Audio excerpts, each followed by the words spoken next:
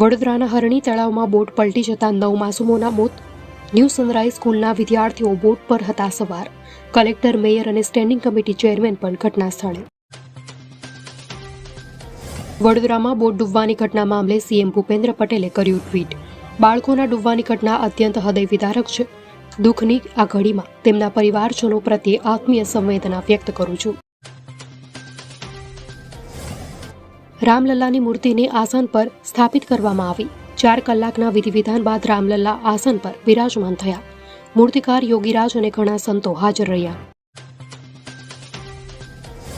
કોર્પોરેશનની શાળામાં વિદ્યાર્થીઓ યુપીએસસી, જીપીએસસી પ્રાથમિક તૈયારીઓ કરાવશે. વિદ્યાર્થીનીઓ માટે સ્વસુરક્ષા ટ્રેનિંગ અંતર્ગત 25 લાખની જોગવાઈ. મ્યુનિસિપલ સ્કૂલ બોર્ડના અધિકારીઓ એક સરખો ગણવેશ માટે 10 કરોડ જોગવાઈ. કાલાવાડના કાર્યક્રમમાં બોલ્યા કેબિનેટ મંત્રી રાઘવજી પટેલ. રાજ્યમાં હું કેબિનેટ મંત્રી છું, રાઘવજી પટેલ. બાપુએ કહ્યું મુખ્યમંત્રી પછી તમારો નંબર છે, રાઘવજી પટેલ.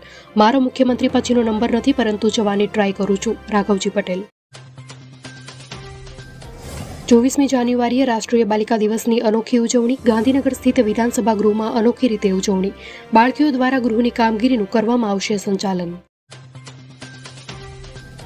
ભારત અને અફઘાનિસ્તાન વચ્ચેની ત્રીજી મેચમાં ઘણો ડ્રામા જોવા મળ્યો હતો. ભારતે અફઘાનિસ્તાનને 10 રને હરાવીને 3 મેચની સિરીઝ 3-0થી જીતી લીધી.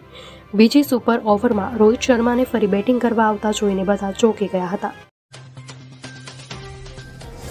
10 ફેબ્રુઆરીએ પ્રધાનમંત્રી મોદી ગુજરાત આવશે. વડોદરામાં આદિવાસી મહાસંમેલનમાં હાજરી આપશે.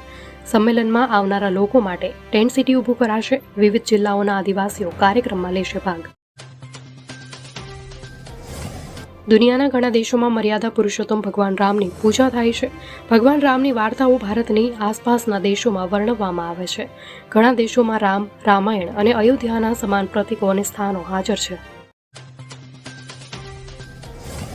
લોકસભા ચૂંટણી પૂર્વે હવે આદિવાસી વોટ બેંકને લઈ ભાજપની મોટી કવાયત. આદિજાતિ બાંધવોને સ્પર્શતી 5 દિવસની વન સેતુ ચેતના યાત્રાનો થશે પ્રારંભ. નવસારી જિલ્લાના ભિનાર ખાતે આવેલા જાનકી વન ખાતેથી પ્રસ્થાન કરવામાં આવશે.